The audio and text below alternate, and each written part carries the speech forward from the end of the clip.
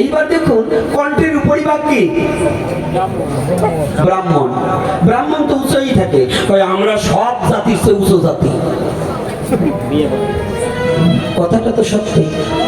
ও কথা, ভক্তি সাগরে ডুবে যাচ্ছে, ওই উঁচুটাই সবার চেয়ে নিচেটার কাছে নত হয়।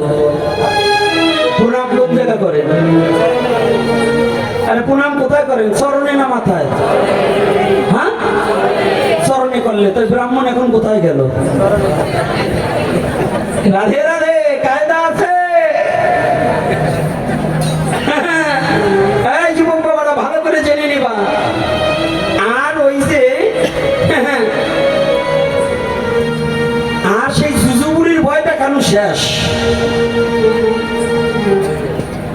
জুজুবুড়ির ভয় দেখাবা সেদিন শেষ। এখন বাচ্চারে কোলে নিয়ে, আগে আমাদের বলতো ওই যে জুজু আসছে, জুজু তো ছাতাও চিনতাম না, চোখ বন্ধ করে মার গলা জড়ায় দিয়ে কানতাম, ওমা আমার দিও না জুজুর কাছে। আর এখনের বাচ্চারা কয় যে জুজু হয়েছে, কয় কই। এখন জুজু দেখতে চাই। তদ্রূপ এখন বর্তমান সনাতনী জাতি আর ওই ব্রাহ্মণ আমি যা বলবো ওইটাই শাস্ত্র। ওই গঠপঞ্জিকার দিন শেষ। এখন দেখতে হবে শাস্ত্র আর জানা শোনা সাধনা, না হলে ওই গঠপঞ্জিকায় তোমার ব্রাহ্মণ মানি না। রাগ করছেন নাকি?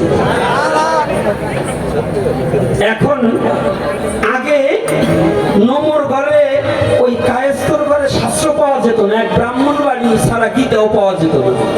আর এখন কিন্তু প্রত্যেকের বাড়ি 2-4খান শাস্ত্র আছে, আছে কিনা? আজকে দেখলাম ছোট্ট একটা বই, ওরা কি সুন্দর আলোচনা করতেছে, চমৎকার। আমার জিজ্ঞাসা করছে, বাবা একটা কথা বলবো কি? বাবা যদি সব ঈশ্বর করে, দেখুন কতটা, অতটুকু বাচ্চা, এরা শুধু 3-4 পড়ে বোধ হয়।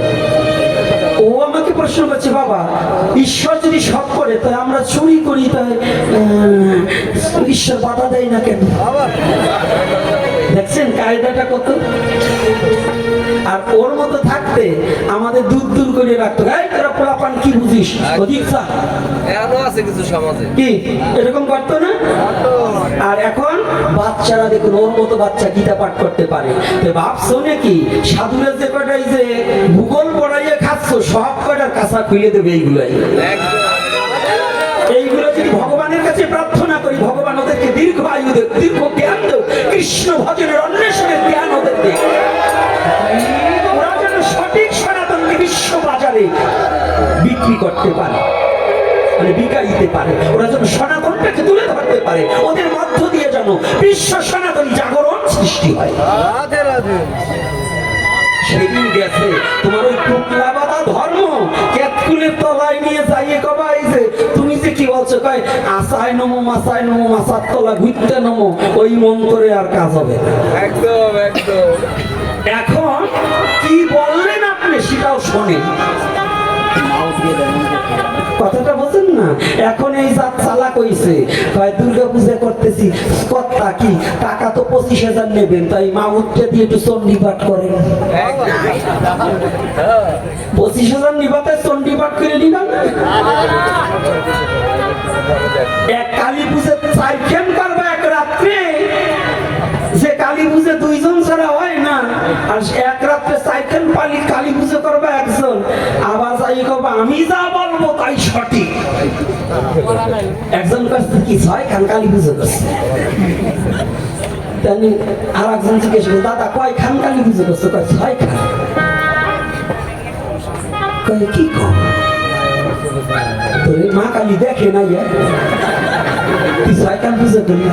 কেমনে দেখো, আমি তো চক্ষুদানি করি নাই।